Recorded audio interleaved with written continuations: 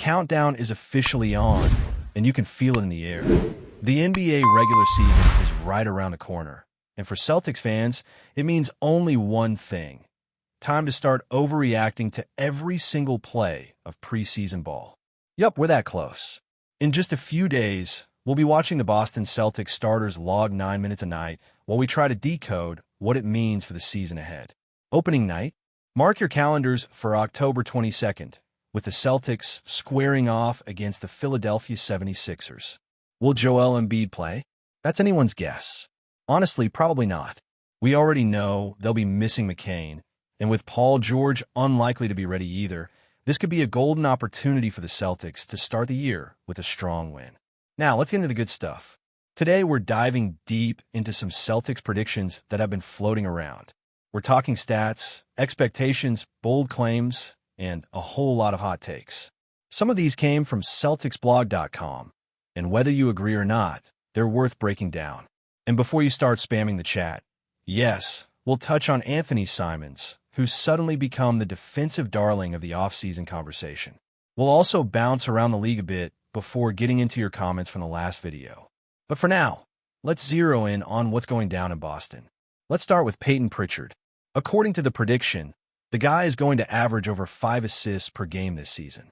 And you know what? That doesn't sound far-fetched at all. In fact, it might even be underselling him. Last season, he hovered just below that number, but the ball is going to be in his hands more this year. With the Celtics' revamped pace and style of play, Pritchard is being positioned as more of a facilitator. He won't just be spotting up or running off screens. He'll be asked to create.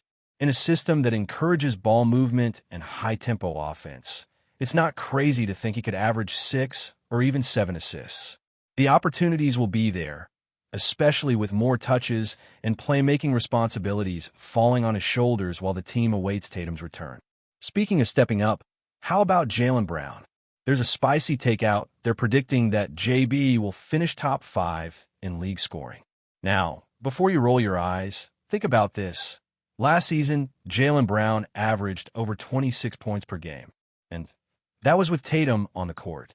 Take Tatum off the floor for most of the year, and suddenly there's a massive usage vacuum to fill. Jaylen's going to be the guy. He'll be taking more shots, getting more touches, and facing defenses that are locked in on him every night, which, oddly enough, might actually sharpen his game even more. Now, top 5 in the league? That's a tall order. You got Luka Doncic doing Luka things, Shai Gilgeous-Alexander putting up monster numbers, Giannis always lurking, and even guys like Joel Embiid or Donovan Mitchell who could go off. Jokic doesn't usually chase scoring titles, but he's always a statistical monster. So yeah, cracking that top 5 won't be easy.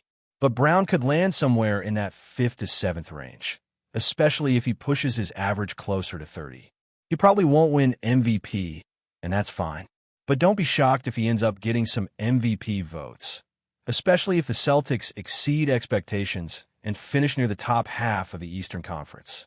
Because let's be real, if Boston is overachieving, it's going to be because Jaylen Brown is playing out his mind. Now here's a prediction that might make some folks feel a certain type of way. The Celtics won't lead the league in three-pointers made or attempted. Last season, they led the NBA with nearly 18 made threes per game and took a staggering 48 attempts nightly. This year, though, there's a belief that they'll scale it back a bit. Still near the top, but not number 1. Why the change? Probably a reaction to how things unraveled in the playoffs. We all saw it. The over-reliance on the 3, the cold shooting stretches, the offense stalling when shots didn't fall. Maybe there's a philosophical shift happening behind the scenes. Maybe Joe Mazzulla realizes that pure volume from beyond the arc isn't always the answer. But let's not get it twisted. This team is still going to let it fly. There's too much spacing, too many shooters, and too much of an up-tempo approach for them to suddenly become a low-volume team from deep. They might not chuck 60 a night like some podcasts have suggested, but it'll still be a huge part of their identity. The key will be mixing it up, using threes as a weapon, not a crutch. And if they can find that balance, that's when the offense becomes truly dangerous. Let's move to one of the bolder takes. Anthony Simons will be the team's second leading scorer. Now, this one feels like it's coming out of left field. The guy has certainly put up numbers before, averaging over 17 points per game across multiple seasons and even hitting 22 in one of them. But that was in Portland, on a team that wasn't exactly built to win. In Boston, the context is different. There's more structure, more talent around him, and a clearer hierarchy. So the question becomes, can Simons carve out enough usage to hit that second spot behind Brown?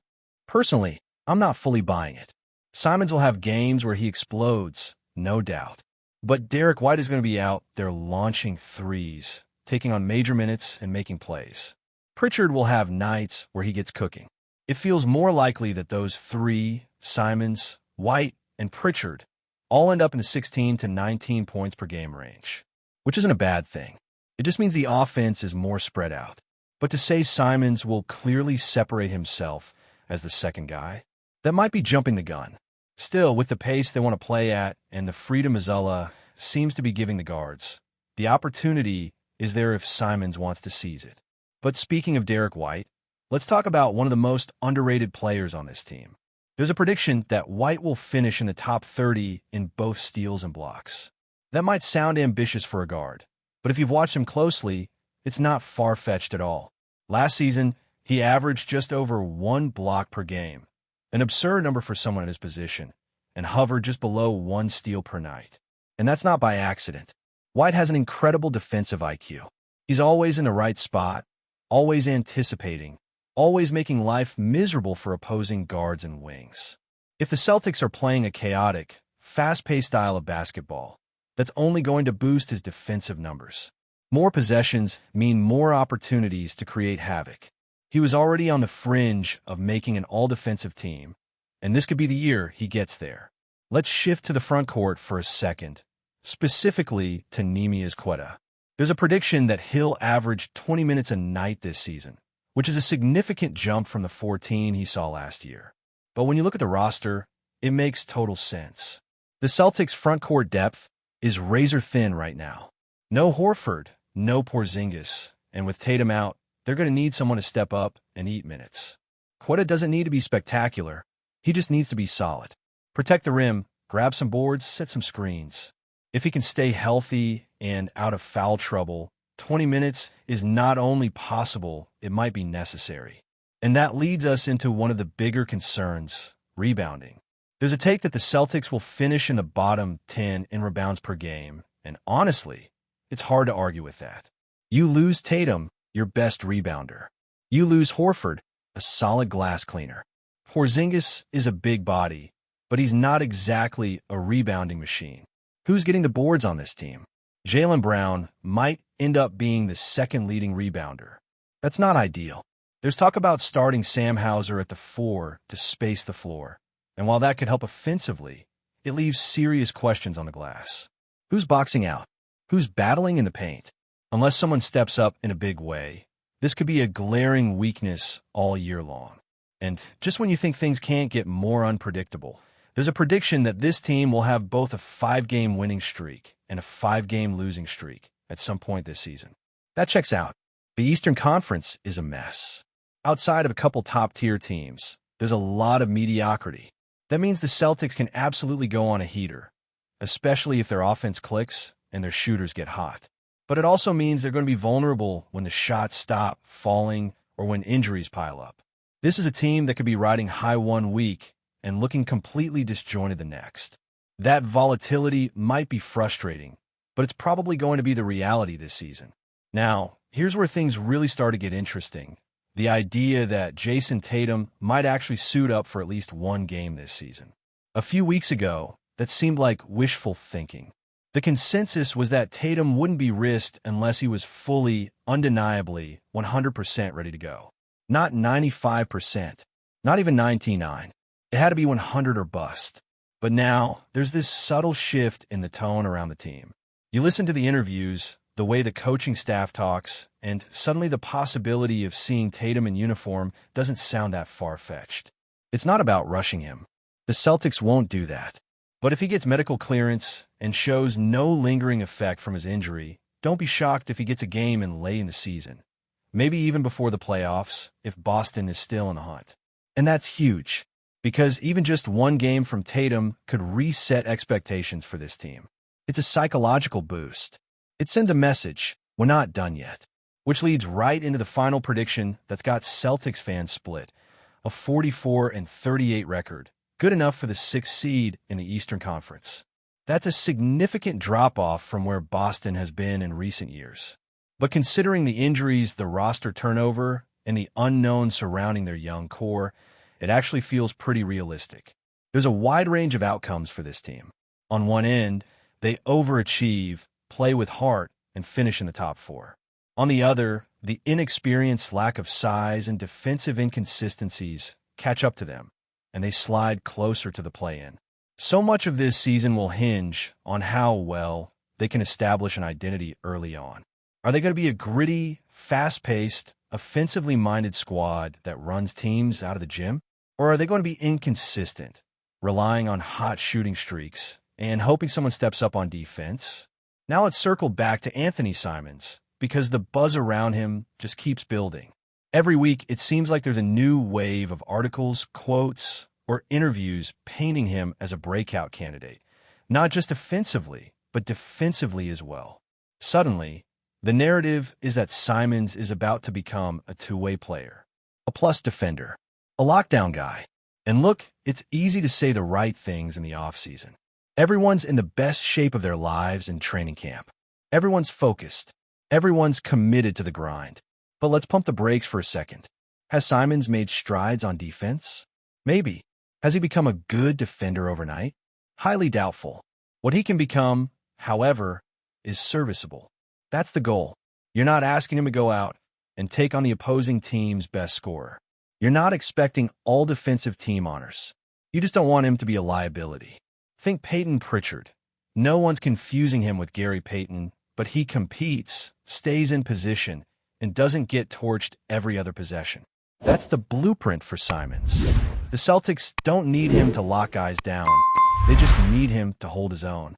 And with someone like Derek White on the floor, captaining the defense and barking out rotations, Simons could hide in plain sight and be fine. But before we continue, please remember to subscribe to the channel and give the video a like. Your support helps us keep bringing you the latest news about the Boston Celtics. Feel free to share your thoughts on the news in the comments as well. In a move that has sent shockwaves across the sports world, the Boston Celtics have reportedly made an audacious play to acquire Kevin Durant, one of the NBA's most prolific scorers. Sources close to the team claim that negotiations have been quietly underway for weeks, fueling speculation that the Celtics are serious about reshaping their roster in a way few could have imagined. Durant, a two-time NBA champion and former league MVP, has long been a target for franchises looking to make a statement in the Eastern Conference. However, the possibility of him donning a Celtics jersey has been considered almost unthinkable until now. Fans and analysts alike are buzzing with rumors about what such a move could mean for the Celtics' championship aspirations. Could Boston finally have found the missing piece to challenge the dominance of the likes of the Milwaukee Bucks and the Philadelphia 76ers? While neither Durant nor the Celtics have issued official statements, insiders hint that the veteran forward is intrigued by the prospect of joining a storied franchise known for its rich history and relentless pursuit of championships. The buzz is fueled by whispers of a potential blockbuster trade, though details remain murky. What is clear, however, is that the very idea of Durant in green and white has ignited a firestorm on social media, with fans debating the implications for both Boston and the broader NBA landscape. Critics are quick to point out the risks: injuries, chemistry concerns, and the uncertainty of integrating a superstar into an already talented roster. Yet, the mere possibility of Durant aligning with Jason Tatum and Jaylen Brown has experts imagining a Celtics team capable of dominating the league for years to come. Even casual observers can't help but be drawn into the speculation, as the rumor has become a viral talking point across platforms and sports shows alike. Whether this remains a tantalizing whisper or evolves into one of the most shocking trades in NBA history is anyone's guess. For now, the Celtics' daring flirtation with Durant has captured imaginations and set the sports world ablaze, leaving fans worldwide anxiously waiting for confirmation or denial of what could be the deal of the decade. That's it for this update. If you enjoyed the video and want to keep receiving exclusive news about the Boston Celtics, please subscribe to our channel and give the video a like. We always appreciate your comments and opinions. See you in the next video.